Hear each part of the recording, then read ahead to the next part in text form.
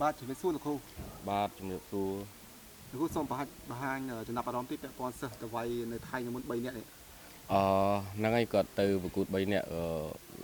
ខ្ញុំសប្បាយចិត្តគាត់ធ្វើប៉ុណ្ណឹងសម្រាប់ខ្ញុំសប្បាយចិត្តឯងគាត់ធ្វើបានល្អដោយសារយើងអត់ដឹងពីការវាយរបស់គេក៏ដូចជាការដាក់បន្ទុកអញ្ចឹងយើងអត់ដឹងច្បាស់អញ្ចឹងយើងដឹងតែពីទៅវាយអញ្ចឹងវាជាក់ស្ដែងវាខុសគ្នារវាងការដាក់បន្ទុកខ្មែរហើយនិងថៃគេផ្ដោតអារម្មណ៍ទៅលើក្បាច់អញ្ចឹងក្បាច់ក្នុងបច្ចេកទេសគឺបន្ទុកពេញមកភាគច្រើនខ្មែរយើងបើតាមនេះគឺយើងយល់រួមទៅការដាក់បន្ទុកសំខាន់គេយកលើច្បាស់ទាំងអស់ទេប៉ុន្តែភាគច្រើនថៃគឺយករបៀបដួលកាច់អីចឹងណាបាទវាក៏ខុសគ្នាបាទចំហខុសគ្នាអញ្ចឹងបាទហើយគាត់ធ្វើល្អទោះបីជាគាត់ចាញ់2ឈ្នះ1មែនតែគាត់ធ្វើល្អខ្ញុំសប្បាយចិត្តលោកគ្រូចំណុចខ្វះខាតដែលលោកគ្រូមើលឃើញថាសិស្សយើងទៅប្រកួតនៅពេលនោះរងបរាជ័យហ្នឹងយើងខ្វះខាតត្រង់ណាខ្លះលោកបើនិយាយពីក្បាច់អីវាយអីទេមិនជាខ្វះខាតទេខ្វះខាតត្រង់ថាចំហយើងហើយនឹងក្បាច់ឡាំនៅស្ទើរជាងគេបន្តិចបាទហើយក្នុងនោះយើងបានសាកសួររដ្ឋាភិបាលហុងសបញ្ញាដែរគាត់ថាមានការវាយពីក្រោយគឺមិនមានការហាម5ទេបាទយើង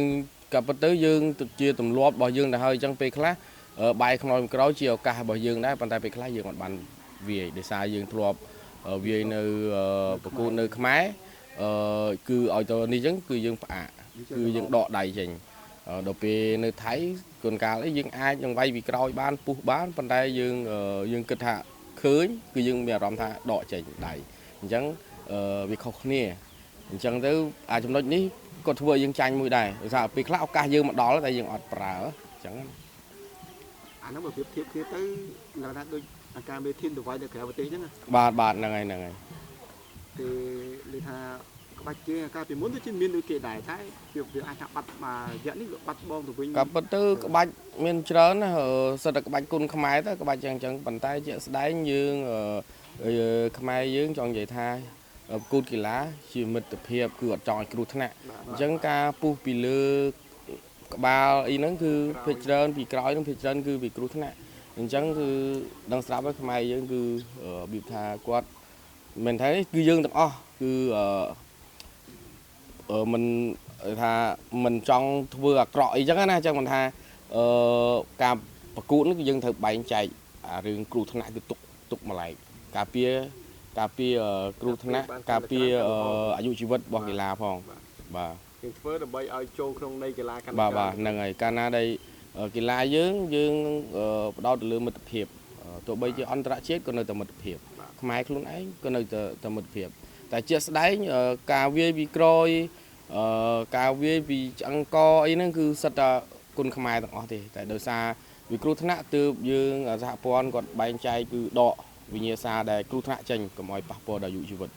ដោយប្រការណាមួយអញ្ចឹងលោកគ្រូមែនតើកាលលោកគ្រូនៅប្រឡូកជាអ្នកបណ្ដាលដល់លោកគ្រូធ្លាប់រងការវាយចំពីលើឬពីក្រោយទេធ្លាប់ដែរតែពេលខ្លះទៅកីឡាករគាត់វាយពីក្រោយទៅដល់អចេតនាទៅវាមិនសូវជាគ្រោះថ្នាក់ពេលខ្លះគាត់ដៃគាត់ឬក៏អ្វីដែលគាត់ចេញទៅហើយគឺពេលខ្លះដកចេញវិញមិនន័យថាវាមិន 100% បាទគូបើកលេចទៅកីឡាករ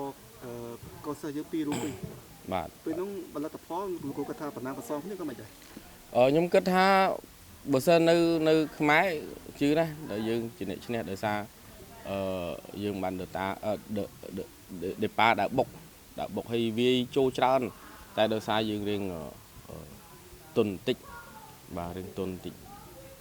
តែបើវាយនៅខ្មែរលោកគ្រូគាត់ថាយើងឈ្នះហើយបាទសង្ឃថាយើងឈ្នះយើងគិតពីគុណខ្មែរយើងគឺយើងឈ្នះហើយការវាយប៉ុន្តែច្បាប់វាខុសគ្នាប្រទេសណាដូចប្រទេសណាច្បាប់តែតែមានខុសគ្នាបន្តិចអញ្ចឹងយើងមិនអាចបន្ទោសទៅខាងគេបានទេបាទថ្ងៃក្រោយយើងនឹងដឹងយើងនឹងសិក្សាស្វែងយល់ពីគេទៀតទៅសារក្រោយយើងអាចជោគជ័យឧបត្ថម្ភធំដោយគិតពីសុខភាពនឹកដល់ទឹកត្រចៀកកម្ម Black Bird ម៉ូតូអគ្គិសនី JB ធ្វើដំណើរ100 គីឡូម៉ែត្រចំណាយត្រឹមតែ 2200 រៀលប៉ុណ្ណោះ JB ការប្រាក់ចំណូលគ្រួសារមានសុភមង្គល